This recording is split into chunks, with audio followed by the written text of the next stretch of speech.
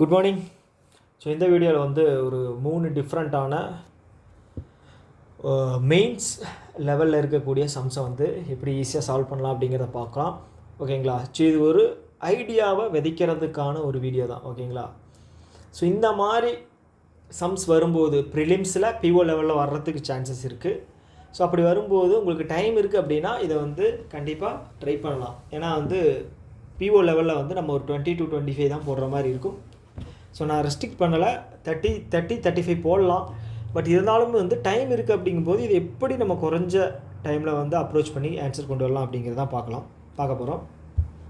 So இந்த sums வந்து நான் எங்கேருந்து எடுத்திருக்கேன் அப்படின்னா 2024 ஐபிபிஎஸ் கிளரிக்கல் மெயின்ஸோட 8th மார்க் டெஸ்ட்.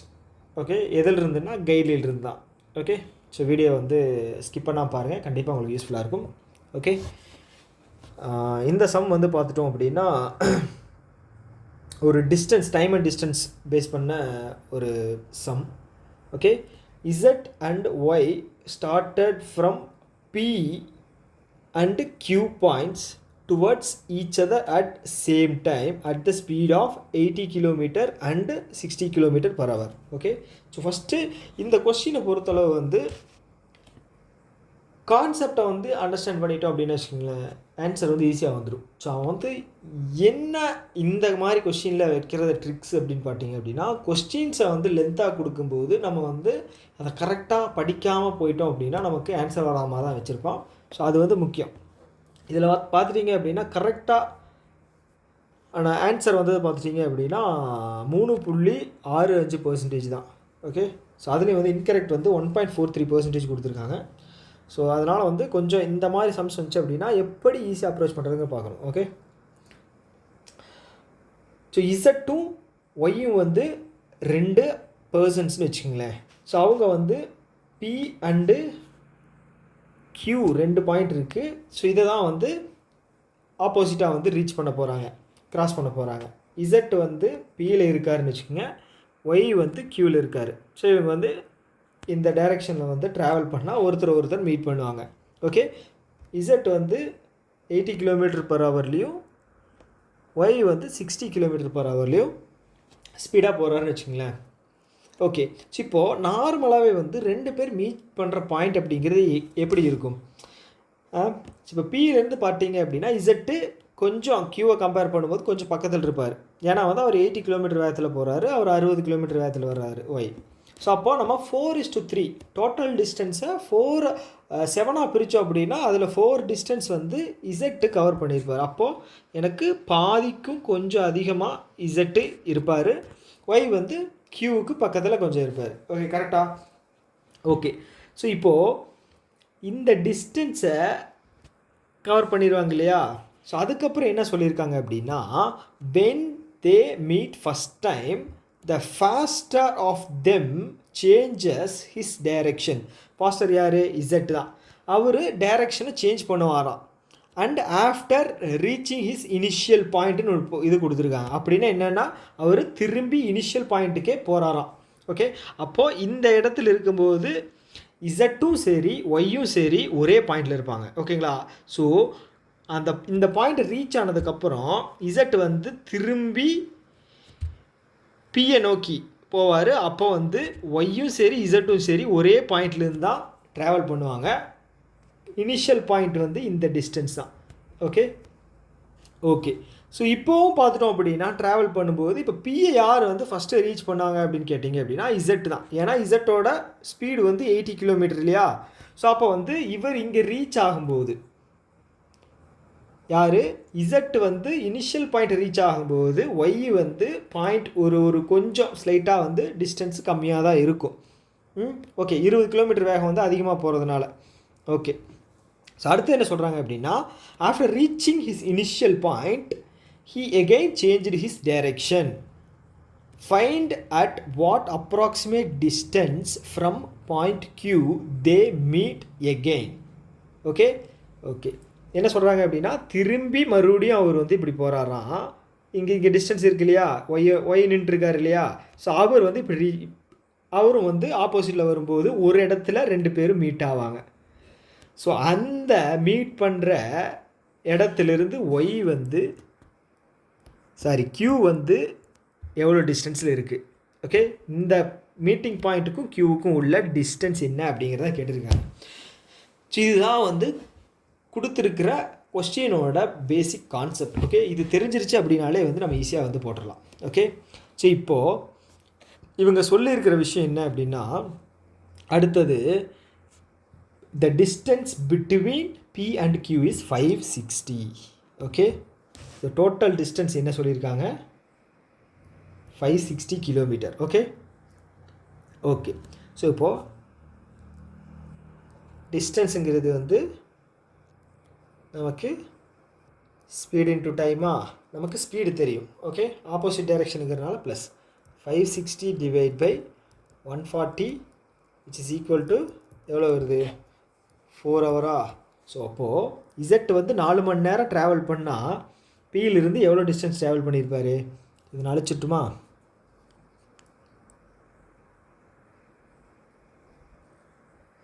ஓகே, 4 மணி நேரம் ட்ராவல் பண்ணுறாரு. எவ்வளோ கிலோமீட்டர் வேகத்தில் போவார், இசட்டு 80. அப்போ 4 மணி நேரம் அப்படின்னா இந்த டிஸ்டன்ஸ் வந்து 320ங்களாமா. ஸோ மிச்சம் இருக்கிறது 60 அப்படின்னா 4 மணி நேரம்னா 240. ஓகே, ஸோ ரெண்டு பேருமே வந்து ஒரே பாயிண்டில் இருக்காங்க. ரெண்டு பேருமே வந்து ஒரே பாயிண்டில் இருக்காங்க. ஓகே, ஸோ இப்போ இந்த 320 டிஸ்டன்ஸை ரெண்டு பேரும் ஸ்டார்ட் பண்ணி கிடக்கிறதுக்கு ஒரு 4 மணி நேரம் ஆகும். ஓகே, இசட் இங்கேருந்து இவர் இனிஷியல் ஸ்டேஜுக்கு வர்றதுக்கு இங்கேயும் 4 மணி நேரம் எடுத்துக்குவார். ஓகே, ஸோ அந்த 4 மணி நேரத்தில் ஒய் வந்து 240 கிலோமீட்டர் கடந்திருப்பாரா. ஸோ 240 அப்படின்னா மிச்சம் இருக்கிற இந்த 320ல் 80 வந்து பேலன்ஸ் இருக்கும். ஸோ இந்த இடத்துல வந்து ஒய் இருப்பார், இந்த இடத்துல இசட் இருப்பார். ஓகே, ஸோ இந்த டிஸ்டன்ஸை நம்ம கால்குலேட் பண்ணோம் அப்படின்னா நமக்கு ஒரு ஆன்சர் கிடைக்கும். ஸோ இப்போ 80 அப்படிங்கிற டிஸ்டன்ஸை 140 கிலோமீட்டரில் கடக்கும்போது ஒரு டைம் எடுத்துக்குவாங்க இல்லையா. ஸோ அந்த டைமில் வந்து எவ்வளோ டிஸ்டன்ஸ் கடந்திருக்காங்க அப்படின்னு எடுத்துட்டோம் அப்படின்னா ஈஸியாக போட்டுடலாம். ஓகே ஓகே ஸோ 80 கிலோமீட்டரை வந்து 140ல் இது பண்ணும்போது நமக்கு ஓகே 8/14. ஸோ 8/14 அப்படின்னு போட்டிங்க அப்படின்னா, ஸோ அவங்க வந்து கேட்டிருக்கிற கொஸ்டினே வந்து பார்த்தீங்க அப்படின்னா அப்ராக்சிமேட்டாக என்ன வேல்யூ அப்படின்னு கேட்டிருக்காங்க. ஸோ அப்போது நான் வந்து 60, ஓகே, இந்த 14 அப்படிங்கிறது 60ன்னு எடுத்துட்டோம் அப்படின்னா 8 அப்படிங்கிறது என்ன மினிட்ஸ் அப்படிங்கிறது நான் பார்க்கணும். ஸோ இந்த 14 வந்து நான் 15 எழுதிக்கிறேன். ஓகே, இதுக்கு அடித்தேன் அப்படின்னா எனக்கு வந்து 32 மினிட்ஸ் வந்து இவங்க ட்ராவல் பண்ணுறாங்க. ஓகே, சப்போஸ் நீங்கள் வந்து ஒய்க்கு 32 மினிட்ஸ் வந்து ட்ராவல் பண்ணால் எவ்வளோ டிஸ்டன்ஸ் வரும், இல்லை வந்து இசட்டு 32 மினிட்ஸ் வந்து ட்ராவல் பண்ணால் எவ்வளோ டிஸ்டன்ஸ் வரும்னு எடுத்துக்கலாம். சப்போஸ் நான் வந்து இசட்டை வந்து இந்த டிஸ்டன்ஸை நோக்கி 32 மினிட்ஸ் வந்து ட்ராவல் பண்ணுறான்னு வச்சுங்களேன். இப்போ 32 மினிட்ஸ் இப்படிங்க nearly slightly more then half an hour. Okay, அப்போ half an hour வந்து இசட் ட்ராவல் பண்ணார் அப்படின்னா 40 கிலோமீட்டர் ட்ராவல் பண்ணுவாரா. ஓகே, 40 கிலோமீட்டர் ட்ராவல் பண்ணுவார். ஸோ அந்த ஒரு நிமிஷத்தில் எனக்கு ஒரு 1.5 கிலோமீட்டர் வருவார்னு வச்சுக்கலேன், அந்த 2 நிமிஷத்தில் கரெக்டாக. ஸோ அப்போ நான் ஒரு 42 கிலோமீட்டர் அப்படின்னு வச்சுக்கிறேன். ஸோ இப்போ இந்த டோட்டல் டிஸ்டன்ஸில் நான் அந்த 42 கழித்தேன் அப்படின்னா மிச்சம் இருக்கிறது தான் எனக்கு ஆன்சர்.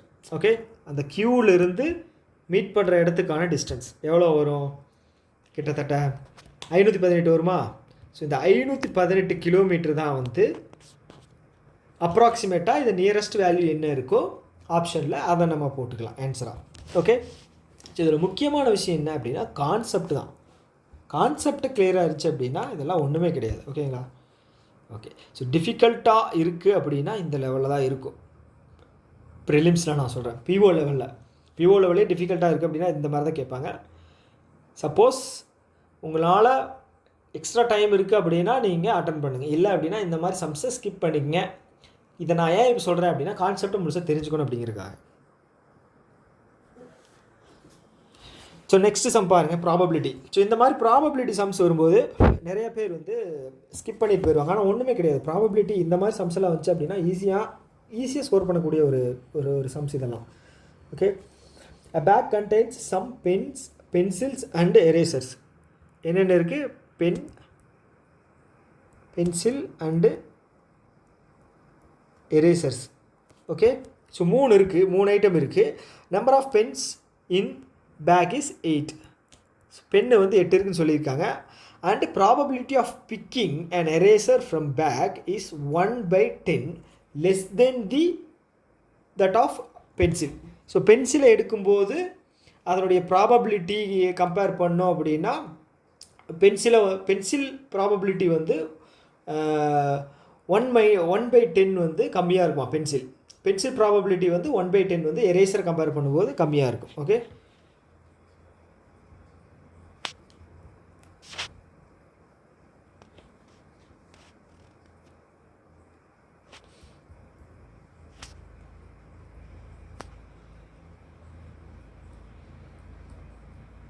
ஓகே ஓகே ஸோ அடுத்து என்ன சொல்லியிருக்காங்க அப்படின்னா, if the ratio of the item in the bag to that of pen is 5:2. Okay, total ஐட்டமும் பென்னும் வந்து 5:2 இருக்கிற ரேஷியோவில் இருக்குமா. அப்போ பென் எனக்கு என்ன ரேஷியோவில் 2ன்னு சொல்லியிருக்காங்க. அப்போ டோட்டலாக இந்த 3மே வந்து சேர்த்துட்டீங்க அப்படின்னா 5. அப்போ 2 வந்து 8 அப்படின்னா 1 யூனிட் வந்து எனக்கு 4. அப்போ டோட்டலாக வந்து 5 அப்படிங்கும்போது எனக்கு டோட்டலாக 20 ஐட்டம்ஸ் இருக்குது. நமக்கு ஆல்ரெடி பென் தெரியும் இல்லையா 20ல். ஸோ அப்போ பென்சிலும் எரேசரும் ரெண்டும் சேர்ந்து 12 யூனிட் 12 இருக்குதுன்னு வச்சுங்களேன் வேல்யூ. ஸோ அப்போ நான் இப்படி எழுதிக்கலாமா, 12 - ஏ எழுதிக்கலாமா. ஓகே, எனக்கு டோட்டல் வந்து எவ்வளோ இருக்குதுன்னு தெரிஞ்சிருச்சு, 20. ஓகே, இப்போ ப்ராபபிலிட்டி ஆஃப் பென்சில் எவ்வளோ, ப்ராபபிலிட்டி ஆஃப் பென்சில் அப்படிங்கிறது வந்து டோட்டலில் ப்ராபபிலிட்டி எடுக்கிறது 12 - ஏ. ஸோ அடுத்தது வந்து இதை வந்து எரேசர் கூட மைனஸ் பண்ணோம் அப்படின்னா 1/10. அதுதானே probability of picking and eraser from bag is 1 less than that of pencil. Okay, eraser வந்து A/20. இதோட வேல்யூ வந்து 10. கரெக்டாக இதை நீங்கள் கேன்சல் பண்ணீங்க அப்படின்னா ஸோ உங்களுக்கு வந்து 2A -2A + 12 இங்கே 2 வரும். அப்போது ஏயோட வேல்யூ வந்து 10 - 5 ஓகே +5 ஏவோட வேல்யூ 5. ஸோ அப்போ எனக்கு வந்து பென்சில் வந்து 12 - ஏ அப்படிங்கிறனால எனக்கு 7 வரும். எரேசர் வந்து 5. ஸோ இப்போ என்ன கேட்டிருக்காங்க அப்படின்னா then find the number of pencil in the bag. என்ன வேல்யூ 7. ஓகே ஓகே ஈஸியான சம்ஸ் தான். ஸோ இதெல்லாம் ட்ரிக்கு தான், கொஞ்சம் சின்ன ட்ரிக்கு தான். ஸோ இது வந்து கரெக்டாக இந்த மாதிரி சம்ஸுக்கு வந்து நான் வந்து ஆப்ஷன் போட்டு வரல. சிலதெல்லாம் வந்து பார்த்துட்டிங்க அப்படின்னா ஆப்ஷனை வச்சு நம்ம போடுற மாதிரி இருக்கும். அதெல்லாம் வந்து இன்னும் ரொம்ப ஈஸி.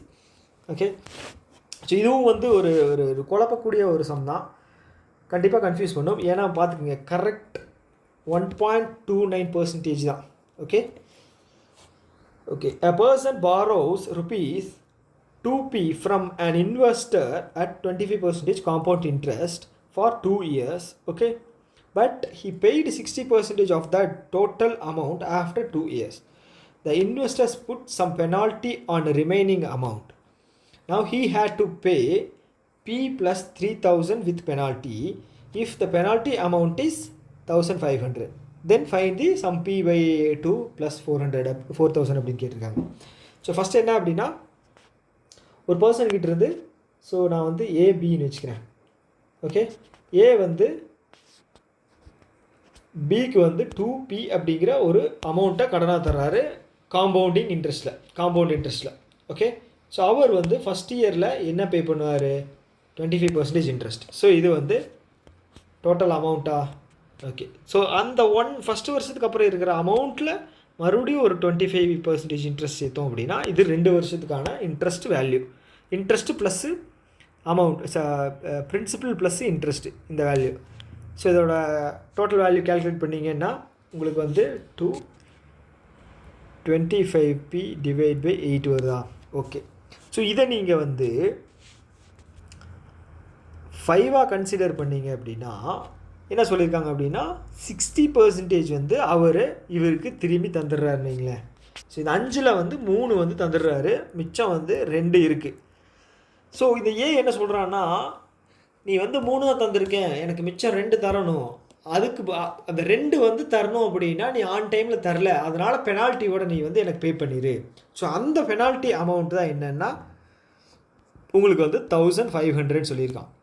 ஓகே, ஸோ அதோட சேர்த்துனா எனக்கு டோட்டல் அமௌண்ட்டாக வந்து பேலன்ஸு P + 3000 அப்படிங்கிறது கட்டிடு. ஓகே, இவ்வளோ தான் கான்செப்ட். ஓகேங்களா? ஸோ இதில் என்ன சொல்லியிருக்காங்க அப்படின்னா, ஸோ இந்த பேலன்ஸ் அமௌண்ட் என்ன, இந்த 60% கட்டினது போக பேலன்ஸ் அமௌண்ட்டு இது டோட்டலாக ஓகே 8. ஸோ இதில் வந்து 60%, 5ல் 3 கட்டிட்டேன், மிச்சம் இருக்கிறது 2. கரெக்டாக? ஸோ இது கூட நான் வந்து ஒரு 1500 பெனால்ட்டி. ஓகேங்களா? ஸோ இது கட்டினேன் அப்படின்னா எனக்கு டோட்டல் அமௌண்ட் வந்து நான் கட்ட வேண்டியது 3000 இருக்குது. இவ்வளோ தான், இது ஒன்றுமே கிடையாது. ஓகேங்களா? ஸோ இது நீங்கள் அடிச்சிங்க அப்படின்னா 4 வரும். ஸோ இது கேன்சல் பண்ணோம் அப்படின்னா 5. Okay, 5P + 6000 = 4P 12,000. பியோட வேல்யூ வந்து எனக்கு 6000. கரெக்டாக? எஸ்.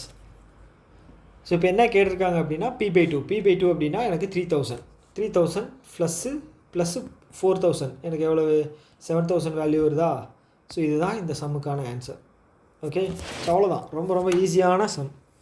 ஓகே, ஸோ இந்த மாதிரி தான் குயிக்காக அப்ரோச் பண்ணணும். இதெல்லாம் வந்து ப்ராக்டிஸ் பண்ண தான் வரும். ஓகே, நான் எக்ஸ்பிளைன் பண்ணும்போது உங்களுக்கு ஈஸியாக எக்ஸ்பிளைன் பண்ணிட்டேன். ஸோ நீங்கள் பார்க்கும்போது உங்களுக்கு வந்து நீ ஒரு ஒரு வீடியோவில் சிம்பிளாக வந்து எக்ஸ்பிளைன் பண்ணிட்டேன், இதெல்லாம் வந்து அந்த எக்ஸாம் ப்ரெஷரில் வந்து எங்களுக்கு போடுறது வந்து கஷ்டமாக இருக்கும் அப்படின்னு நினைக்கலாம். கண்டிப்பாக அது உண்மை தான். ஸோ ப்ராக்டிஸ் பண்ண தான் வரும். ஓகே, ஸோ டிஃப்ரெண்ட்டான சம்ஸை வந்து போட்டு ப்ராக்டிஸ் பண்ண பாருங்கள். உங்களுக்கு வந்து வெறுப்பாக இருந்தாலும் உங்களோட இம்ப்ரூவ்மெண்ட் அப்படிங்கிறது அப்போ தான் வந்து கொஞ்சமாவது நமக்கு தெரிய வரும். இல்லை அப்படின்னா மார்க் டெஸ்ட்டில் வந்து ஈஸியாக இருக்கிற மார்க் டெஸ்ட்டை போட்டு ஆன்சர் வந்துச்சு அப்படின்னா அது ஒரு செல்ஃப் சாட்டிஸ்ஃபேக்ஷனாக மட்டுமே தான் இருக்குமே தவிர இம்ப்ரூவ்மெண்ட் அப்படிங்கிறது வந்து நம்ம ரியல் டைம் எக்ஸாமில் வந்து கண்டிப்பாக கிடைக்காது. ஓகே, ஸோ இந்த வீடியோவோட கருத்துக்கள் வந்து ஏதாவது இருக்குது அப்படின்னா கீழே கமெண்ட் பாக்ஸில் சொல்லுங்கள். ஸோ இன்னொரு வீடியோவில் மீட் பண்ணலாம். Tata bye by.